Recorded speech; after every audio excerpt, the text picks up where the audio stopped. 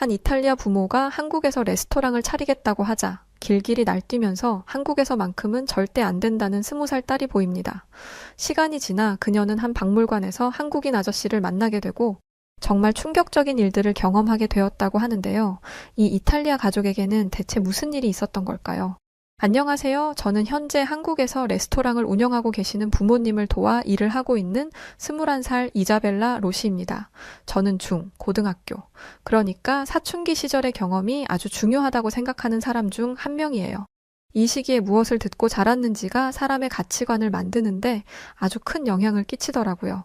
제가 이걸 깨닫게 된 계기는 바로 저에게 엄청난 충격과 배신감을 주었던 사건으로부터 시작됐습니다.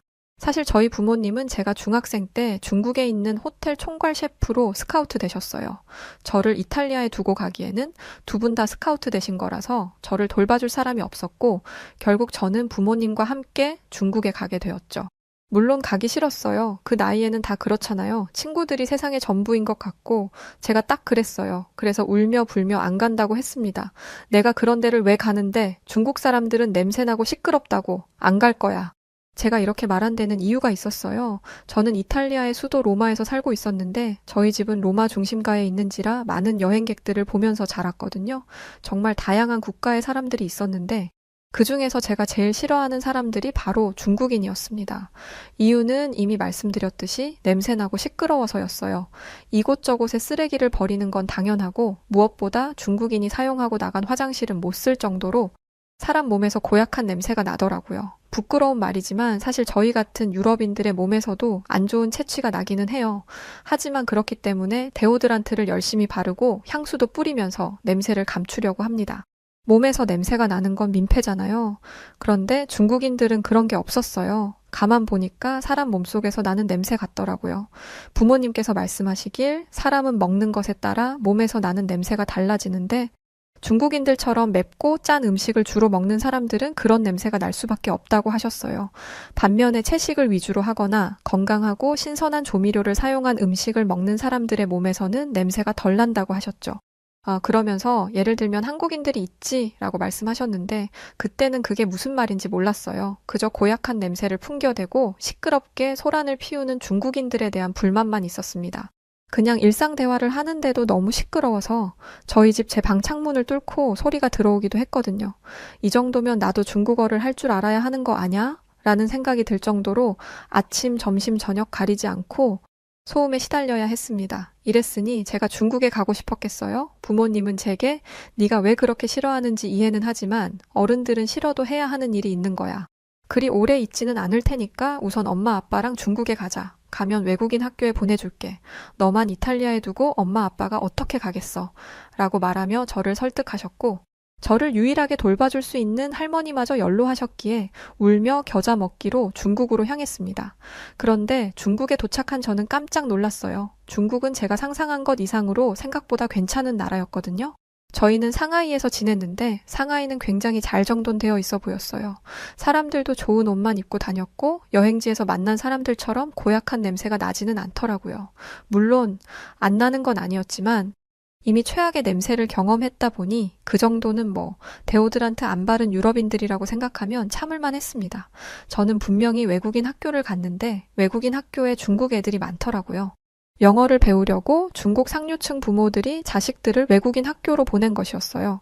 실제로 가보면 외국인보다 중국 애들이 많았죠. 저는 친구들을 굉장히 좋아했던지라 중국 친구들에게 금방 동화됐고 친구들과 함께 노는 것을 너무나 즐거워했어요. 그래서 당연히 친구들과 함께 중국 대학에 진학하려고 했습니다. 그런데 20살이 되던 해 부모님이 갑자기 청천벽력 같은 소리를 하시더라고요. 이자벨라, 엄마 아빠는 이제 한국에서 레스토랑을 오픈하려고 해. 너도 당연히 같이 갈 거지. 저는 부모님이 농담을 하시는 줄 알았습니다. 그래서 이렇게 말했어요. 무슨 말을 하는 거야? 내가 한국에 왜 가? 그리고 엄마 아빠 제정신이야? 하필 가도 한국에 간다고? 부모님께 할 만한 언행은 절대 아니었죠. 정말 이때 생각만 하면 부모님께 너무나 죄송합니다. 하지만 제가 이성을 잃고 이런 무례를 저질렀을 정도로 제게 있어서 한국이라는 나라는 정말 최악의 국가였어요. 왜냐하면 다니던 학교와 친구들에게 한국의 이중적이고 악랄한 모습을 너무 많이 들었었기 때문이었죠. 제 말을 들은 부모님은 아주 당황하셨어요. 제게 한국으로 가자고 하면 당연히 좋아하실 줄 알았대요. 이자벨라, 한국에 가고 싶지 않다니? 요즘 아이들은 한국 하면 어쩔 줄을 몰라 한다는데. 너는 한국에 가고 싶지 않은 거야? 한국은 중국보다 환경적으로도 좋고 치안도 좋아. 솔직히 여기서 살면서 네 안전이 많이 걱정됐었는데 한국에서는 그런 걱정할 필요도 없고 무엇보다 어린 너에게는 말하지 못했던 고충들이 있어. 중국인들과 일을 하면서 무슨 일들을 겪었는지 이걸 알면 너도 우리를 이해할 거란다. 이미 제 마음에는 온갖 불신과 불만이 가득했기 때문에 저는 악을 쓰면서 부모님께 반항했어요. 절대 안 가. 외국인들이 좋아서 미친다는 한국 문화들 다 중국에서 베껴온 거라는 건 알아? 한국은 중국의 전통 의상인 한푸도 자기네 거라고 우기고 파오차이를 김치라는 걸로 우기면서 세계 사람들을 속이고 있다고. 이뿐만이 아니라 아빠가 좋아하는 손흥민 선수도 한국인이라고 한다는데 그건 알고 있어? 나는 그런 못돼 처먹은 나라는 가지 않을 거야. 부모님은 중국에 온 후 단 한 번도 큰 소리 낸 적 없던 제가 이렇게 군이 매우 당황하신 모습이었어요. 하지만 끝까지 저를 설득하려 하셨습니다. 이자벨라, 엄마 아빠를 한 번만 믿어보렴. 솔직히 말해서 네가 하는 말은 처음 듣는 것들이야. 하지만 엄마 아빠가 아는 한국은 절대 그럴 나라가 아니야. 오히려 중국인들을 가까이에서 경험해본 우리는 중국인들의 말이 더욱 의심스럽구나. 저는 이 말에 또 울컥했죠. 엄마 아빠가 어떻게 한국 편을 들어? 이건 배신이야. 하지만 부모님의 뜻을 꺾을 수는 없었고 한국에 가면 생각이 달라질 거라는 부모님의 말에 결국 한국으로 오게 되었어요. 물론 한국에 온 지 6개월 후에도 제 생각이 변하지 않으면 저는 제 소중한 친구들이 있는 중국으로 돌아갈 거라 말했습니다. 중국을 떠나는 날 친구들에게 문자가 쏟아졌어요. 벨라, 한국에 가면 사람들한테 한국의 이중적인 모습을 꼭 보여주고 와야 돼. 벨라, 네가 우리를 배신하지 않을 거라고 믿어? 꼭 돌아와? 저는 친구들의 문자에 힘을 얻고 한국에 도착했습니다. 그런데 아니나 다를까 마음에 드는 게 하나도 없더라고요. 사람들도 무뚝뚝했고 표정도 없는 것 같고 그래서 불친절해 보였습니다. 또 도시가 얼마나 복잡한지 제가 아무리 길치라고 해도 이 정도는 아닌데 건물 하나 찾아가는 게 너무나도 어려웠습니다. 그래서 저는 이 복잡한 도시를 떠나서 한적한 곳으로 가고 싶었어요. 그리고 한국에 도착하자마자 뭐가 그리 좋은지 안색이 변한 부모님도 보고 싶지 않았고요. 저를 소중한 친구들과 떼어내어 한국이라는 이 별 볼 일 없는 나라로 데려왔으면서 부모님은 누구보다 한국 생활에 만족하고 계셨거든요. 그래서 저는 반항하는 의미로 여행 가방을 싸서 멀리 여행을 다녀올 거라고 했습니다. 부모님은 한국 국내 여행을 하려는 거니? 라고 물으시고는 쿨하게 허락을 하셨어요. 당황했죠. 저는 제가 이렇게 여행을 간다고 하면 부모님이 절대 안 된다고 말리실 줄 알았습니다. 엄마 아빠가 미안하다고 그렇게까지 이 도시가 마음에 들지 않았던 거냐고 네가 원하는 것을 들어줄 테니 여행만은 절대 안 된다고 하실 줄 알았어요. 왜냐하면 저는 지금까지 여행을 가본 적이 없거든요. 이유는 위험해서였죠. 그런데 정말 이상하게도 부모님은 너무나도 쿨하게 허락했으니까요. 중국에서는 여행의 여자만 꺼내셔도 노발대발 화를 내셨는데 한국에서는 불과 온 지 얼마 되지도 않았음에도 혼자 여행을 간다는데 고민도 없이 허락하셨습니다. 그래? 다녀오렴. 대신 어디로 가고 언제 오는지는 알려줘야 해 라고 말씀하셨습니다. 이게 다가 아니었어요. 용돈은 안 필요하니? 그래도 첫 여행인데 엄마 아빠가 보태줄게. 저는 너무 당황해서 말까지 더듬었습니다. 아니, 나 혼자 여행 가는 거라니까? 걱정 안 돼? 그러자 부모님은 정말 아무렇지도 않게 여기는 한국이잖니? 라고 말씀하셨어요. 중국에서 한국의 치안이 좋다고 말씀하셨을 때는 그저 저를 데려가기 위해 입에 발린 소리를 하신다고 생각했습니다. 솔직히 여자애 혼자 여행을 가도 되는 나라가 세상에 어디 있겠냐 싶었죠. 그래서 약간 협박성으로 부모님에게 여행 얘기를 한 건데 아무렇지 않게 다녀오라고 하시니 저는 자존심 때문이라도 홀로 여행을 떠나야 했어요. 아무리 그래도 20살 여자애가 혼자? 그것도 배낭여행을? 이거 너무 위험한 거 아닌가? 난 한국을 전혀 모르는데? 라는 생각을 하며 두려웠지만 자존심 때문에 말도 못하고 제주도로 향했습니다. 그나마 조용한 곳이라고 하더라고요. 또 중국인들이 많이 가는 곳이라고도 들었습니다. 도착한 제주도는 제가 생각했던 것보다 훨씬 아름답고 한적한 곳이었지만 제 기대와 달리 중국인은 많지 않았습니다. 중국인들을 만나서 그동안의 고생을 털어놓을 수 있으려나 했는데 여행자 호스텔에서도 중국인들을 만날 수가 없었어요. 오직 한국인 대학생들 뿐이었죠. 처음에는 혹시 제게 나쁜 짓이라도 하지 않을까 걱정됐는데 한국인 대학생 무리에 여자도 껴있었고 아주 건전하게 맥주 한 잔씩만 하면서 대화를 나누더라고요. 제가 중국 친구들을 진짜 좋아하기는 하는데 중국 애들은 솔직히 좀 지저분하게 놀거든요. 중국 애들이 다 좋은데 그것만큼은 너무 싫었던 터라 한국 학생들이 조금 다르게 보였습니다. 그리고 정신을 차려보니 어느새 제가 그 자리에 함께 앉아 있더라고요. 저는 한국 학생들에게 맥주 한 캔을 받아들었습니다. 근데 예상치 못한 일이 벌어졌어요. 제가 술을 진짜 못 마시더라고요. 맥주 한 캔을 반도 못 마셨는데 정신이 약간 몽롱해지는 게 느껴졌습니다. 근데 이게 취하는 거라는 것도 모르고 몇 모금 홀짝홀짝 마시니 저도 모르게 제 입이 막 움직이는 거예요. 저는 속으로 이자벨라, 너 미쳤니? 제발 입 좀 다물어. 라고 생각하면서도 머릿속에 있던 말을 입으로 내뱉었습니다.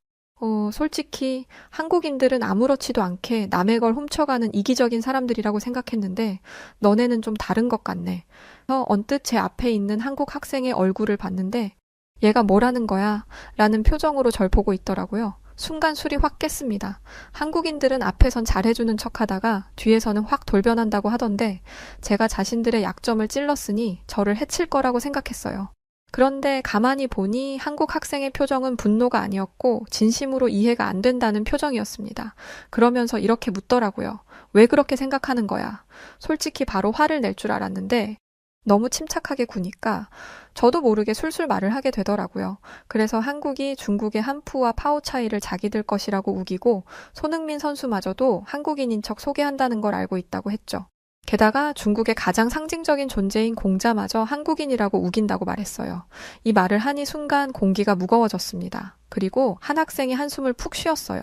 이걸 진짜로 믿는 사람이 있구나. 그러면서 제게 중국에서 왔다고 했지? 중국에서 어떤 말을 들었을지 알 것 같아. 그리고 거기서 오래 살았다면 이미 너무 많이 세뇌가 되어서 우리말이 믿기지 않을 수도 있어.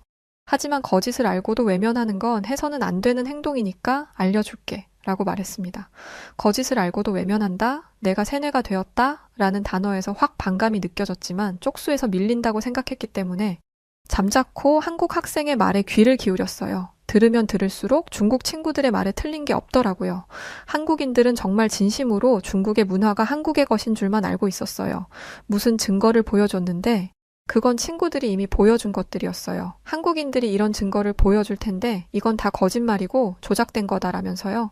저는 그 한국 학생들에게 지금은 전 세계가 한국의 언론 플레이에 놀아나고 있지만 언젠가는 모두가 한국의 거짓말을 알아차리게 될 거야 라고 날카롭게 말하며 문을 쾅 닫아버렸습니다. 방에 들어와서는 이렇게 생각했죠. 한푸가 등장한 지 얼마 되지 않았다고? 그리고 중국인들 중에는 김치를 안 먹어본 사람이 많아? 반면에 한국에는 집마다 김치 냉장고가 있다니. 참나, 어떻게 가정집에 김치만을 위한 냉장고가 있을 수 있어?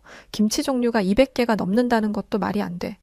물론 저도 한푸를 본 적이 없고 김치를 먹어본 적은 없지만 제 머릿속에 있는 한국이라는 나라의 이미지는 거짓말쟁이 그 자체였기 때문에 당시에는 무엇을 들어도 거짓말이라고 생각했고 무엇을 봐도 날조된 거짓 증거라고 생각했습니다. 그런데 딱 한 가지, 이건 진짠가? 싶은 건 공자에 대한 이야기였어요. 그런데 공자를 한국인이라고 한다는 건 진짜 어이없다. 대체 공자가 우리한테 무슨 의미가 있길래 공자를 한국인이라고 하겠어? 우리한테 공자는 중국인이고 우리와는 관련 없는 인물이야. 중국인들은 자기들한테 가치가 있는 게 우리한테도 가치가 있다고 생각하는데 대체 그런 근거 없는 자신감은 어디에서 오는 거야? 저는 공자가 중국뿐만 아니라 한국, 전 세계적으로 존경받는 인물이라고 알고 있었어요. 특히 동아시아사에서 공자는 그 누구보다 중요한 인물이기 때문에 한국이나 일본은 공자를 무척 존경한다고 알았죠. 그런데 한국 학생의 이런 말은 전혀 예상하지 못했어요. 한푸가 한국 거고 어쩌고 하는 건 예상한 내용이었지만 공자 일은 정말 어이없다는 듯이 말하더라고요. 그리고 손흥민 선수에 관한 내용은 혹시나 해서 제가 스스로 찾아봤는데요. 이건 잘못된 정보가 맞았습니다. 손흥민 선수는 한국인이었고 그의 아버지 또한 한국에서 오랫동안 축구를 가르치고 계시다는 걸 알게 되었어요. 그러나 그때는 중국 친구들이 거짓말을 한다고 생각하지 않았어요. 뭔가 오해가 있나 보다. 애들이 잘못 알고 있었나 보다. 내가 다시 잘 알려줘야지라고 생각했죠. 저는 이 경험을 통해 한국에 대해 자세히 알아볼 필요가 있겠다고 생각했어요. 여전히 한국에 대한 의심이 남아 있었지만 뭔가 본능적으로 느끼는 게 있었던 것 같아요. 내가 아는 게 전부가 아닐 수도 있다는 걸 말이죠. 그래서 제가 향한 곳이 국립중앙박물관이었습니다. 나라에서 운영하는 박물관이라면 거짓말은 못할 거라고 생각했기 때문이었죠. 이 박물관이 잘못된 정보를 전시하고 있다면 그건 국가적으로 큰 결례를 범하는 거잖아요. 한국인들은 제대로 된 정보를 교육받지 못해서 잘 모를 수 있다 쳐도 한국 정부가 거짓말을 칠 것이라고는 생각하지 않았습니다. 그렇게 박물관 안에서 한국의 역사를 쭉 훑어보는데 정말 불쾌감이 올라오더라고요. 제 눈에 한국의 역사는 매우 편향되어 보였습니다. 중국을 아주 나쁜 나라로 몰아가고 있었거든요. 일본과 함께 중국이 한국을 지금껏 몇 번을 침략했는지 써놨는데 과장도 이런 과장이 없더라고요. 일단 중국이 수많은 전쟁을 일으켜서 한반도를 침략했다는 게 믿기지 않았어요. 970회? 말이 안 되는 숫자잖아요. 그리고 중국이 그렇게 많이 침략했다면 한반도는 이미 망했어야 했습니다. 나라 사이즈부터 다르잖아요. 중국에서 인구수로 밀고 들어왔다면 한반도는 맥도 못 추리고 망했을 텐데 여전히 나라가 남아있다는 건 중국이 한반도를 침략하지 않았다는 증거죠. 그리고 아주 버젓이 한복의 변천사라고 해서 한복을 시기별로 나누어 두었더라고요. 분명 한푸가 한복보다 더 오래된 전통의복인데 이런 식으로 한복의 역사를 조작해서 전시해 놓다니 한국 정부가 먼저 나서서 국민들을 세뇌하고 거짓말을 한다는 게 들통나는 순간이라고 생각했습니다. 역시 이런 데는 오는 게 아니었어 라고 생각하며 나가려는데 한국인 아저씨 한 분이 저에게 다가오셨어요. 그러고는 능숙한 이탈리아어로 인사를 하시더라고요.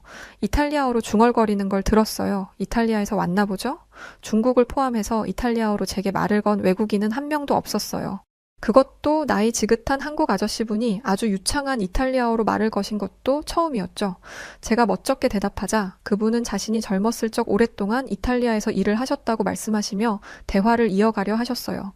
저는 기분이 상할 대로 상한 상태라 그냥 그 자리를 벗어나고 싶었지만 한국 아저씨에게서 느껴지는 왠지 모를 카리스마 때문에 쉽게 자리를 떠나지 못하고 잠자코 그 얘기를 듣고 있었어요.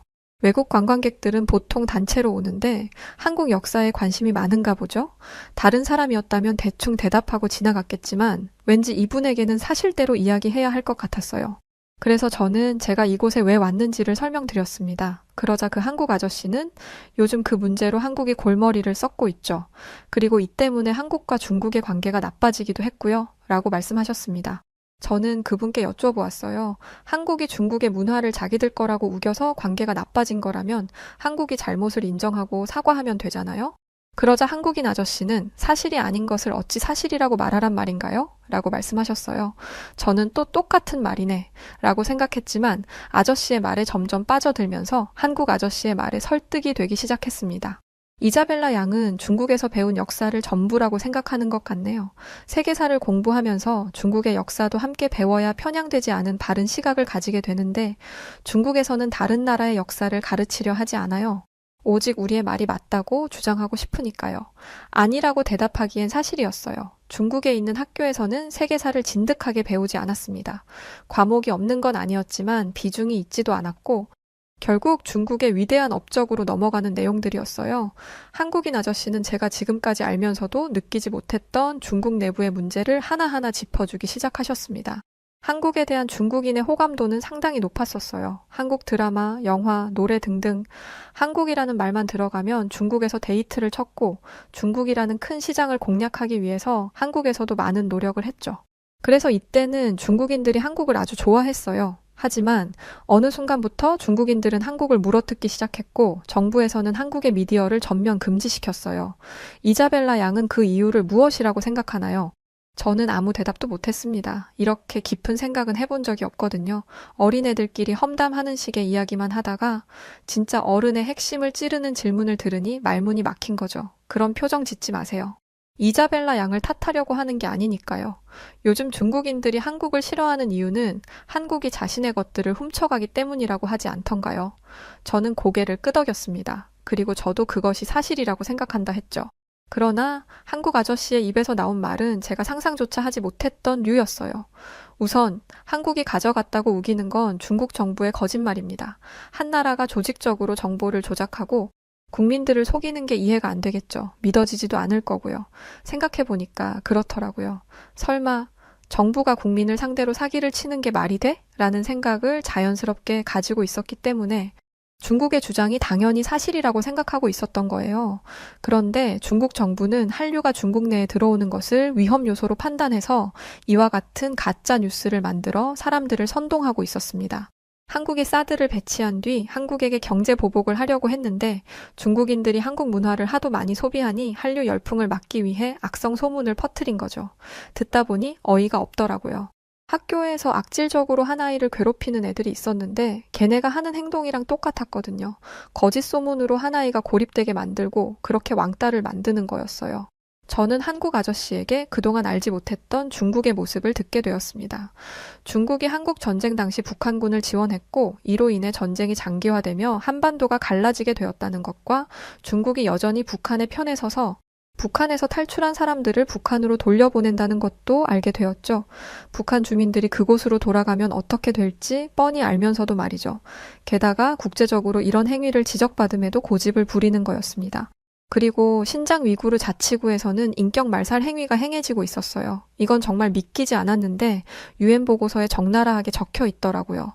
사람들을 강제 수용소에 가두는 것도 모자라서 강제 노동을 하게 하는 것도 충격이었지만 위구르족 여성들에게 강제 불임 시술을 하고 어머니의 의사 없이 아이를 지우게 만든다는 건 여자로서 너무나 끔찍한 이야기였어요. 정말 쓰레기 같은 짓을 서슴지 않고 하더라고요. 그런데 저는 유엔이 보고서로 발표할 정도로 큰 일들을 중국 내에서는 사실 한 번도 들어본 적이 없어요. 이해가 안 되더라고요. 중국 공산당은 외부의 정보를 완벽하게 차단하고 있어요. 그렇기 때문에 중국 본토에 있는 사람들은 잘못된 정보만 듣게 되는 거죠. 한푸라는 것도 원래 없었던 거예요. 증거라고 가져온 것들도 만들어진 지 얼마 안 된 거고요. 이런 소문의 근원지는 중국 정부예요. 이런 식으로 사람들을 속이는 거고요. 더 놀라운 건 중국 밖에서 사는 사람들은 중국 내에서 벌어지는 문제를 알고도 쉽게 말할 수 없단 거였어요. 이런 사실을 비판했다가는 본인들도 강제 노역소에 끌려갈 테니까요. 저는 중국에 있는 제 친구들도 사실을 알아야 한다고 생각했어요. 그래서 중국으로 향했습니다. 그런데 제가 이 얘기를 하니 중국 친구들의 눈빛이 돌변하면서 저에게 온갖 욕설을 하더라고요. 이자벨라, 너 미쳤구나? 한국에 갔다 오더니 이상해졌네? 지금 그걸 믿으라고 말하는 거야? 너 그런 말 했다가는 쥐도 새도 모르게 사라지는 수가 있어. 알아? 너네 지금 나한테 무슨 말을 하는 거야? 나는 그냥 내가 듣고 본 것들을 말해주는 것뿐이야. 어떻게 친구한테 이렇게 끔찍한 말을 할 수 있어? 저를 배신자라고 말하는 친구들의 눈빛은 제가 알던 아이들이 아니었습니다. 마치 뭔가에 씬 사람들 같았어요. 저는 그제야 한국 사람들이 말한 세뇌라는 단어를 떠올릴 수 있었습니다. 이렇게 큰 배신감을 느끼고 나니 오랫동안 보고 지냈던 중국의 풍경이 매우 다르게 느껴졌어요. 다양한 요리 문화가 있다는 게 장점이라고 생각했는데 대부분의 식당들이 인스턴트 음식을 데워서 손님들에게 내놓고 있더라고요. 중국에 수만 가지 인스턴트 식품이 있다는 건 잘 알고 있었는데 이걸 식당에서조차 사용할 줄은 꿈에서도 몰랐어요. 저는 이런 식당을 안 가봐서 몰랐는데 중국의 평범한 일반인들은 이런 음식이 아주 익숙한 것 같더라고요. 저는 아니, 대체 얼마나 가난하길래 이런 데서 밥을 먹지? 라고 생각했어요. 왜냐하면 제 주변에는 이런 식당에 가는 사람이 없었거든요. 그리고 한국에서는 외곽에 있는 동네의 작은 식당에서도 직접 손으로 만든 맛있는 음식을 먹을 수 있었어요. 그런데 중국에서 그래도 꽤 산다는 사람들이 이 영양가도 없고 맛도 없는 공장 맛을 먹고 있더라고요. 놀랄만한 사실은 이게 끝이 아니었어요. 알고 보니 중국은 인구의 80%가 빈민층이더라고요.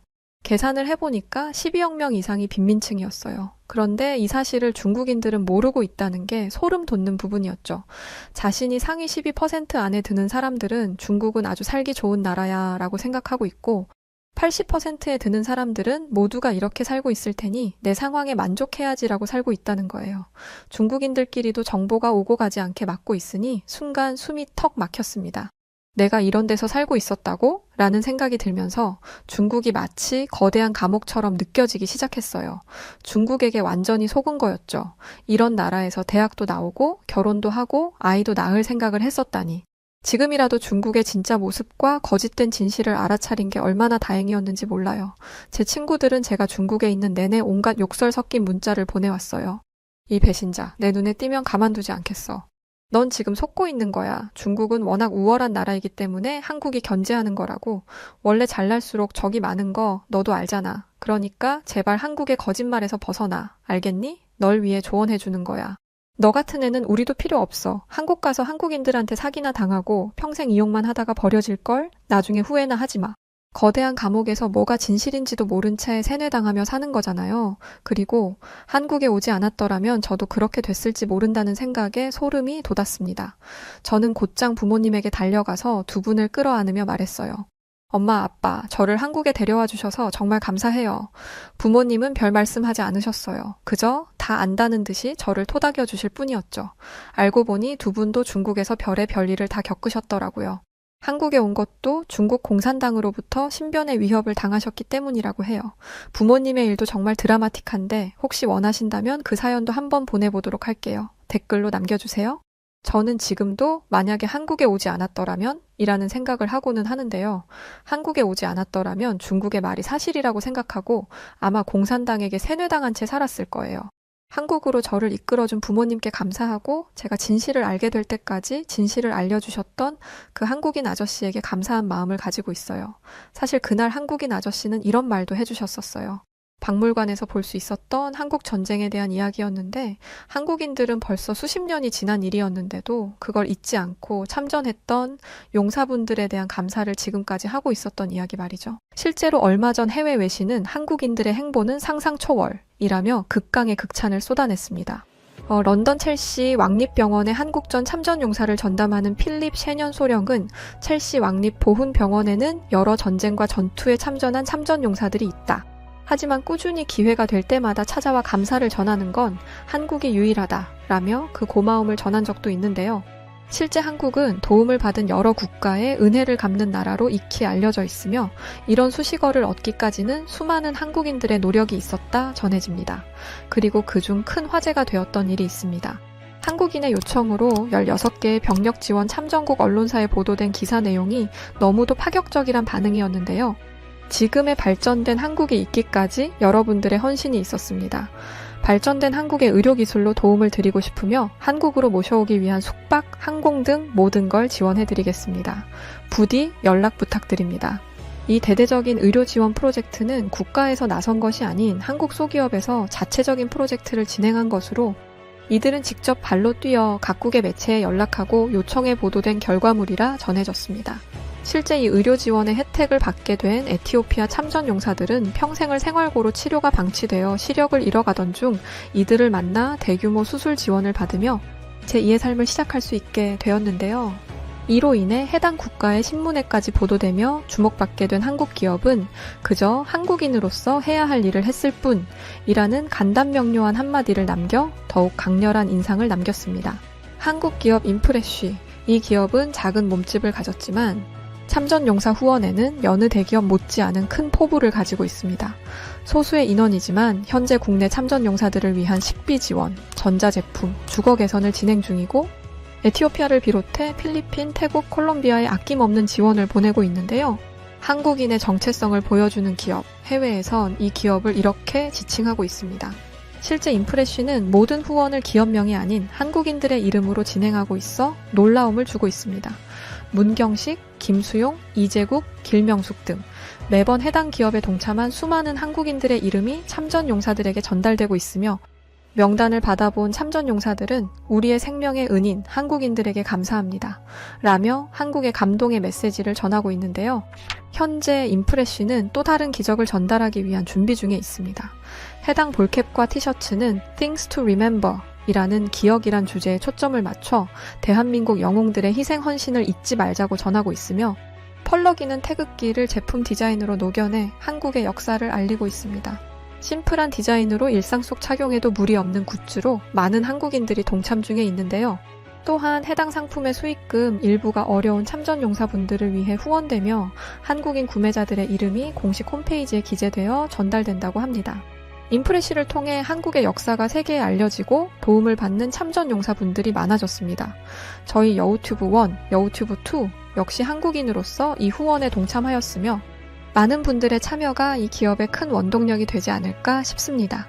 상품의 구매처는 고정 댓글에 남겨두겠습니다. 감사합니다. 오늘 사연 여기까지입니다. 내용을 보는데 진짜 소름이 돋았어요. 아니 이탈리아 국적의 외국인마저도 이렇게 세뇌당할 정도면 대체 중국에서 무슨 일이 벌어지고 있는지 무섭게 느껴지더라고요. 여하튼 오늘 사연 어떻게 들으셨나요? 사연이 재밌으셨다면 구독, 좋아요 부탁드리고 그럼 지금까지 저는 여우튜브 송은지였습니다. 인프레쉬 동참은 고정 댓글 확인해주시고 저는 더 좋은 영상으로 돌아오겠습니다. 영상 끝까지 시청해주셔서 고맙고 감사드려요. 그리고 우리 구독자 여러분들 모두 사랑합니다. 당신만의 유튜브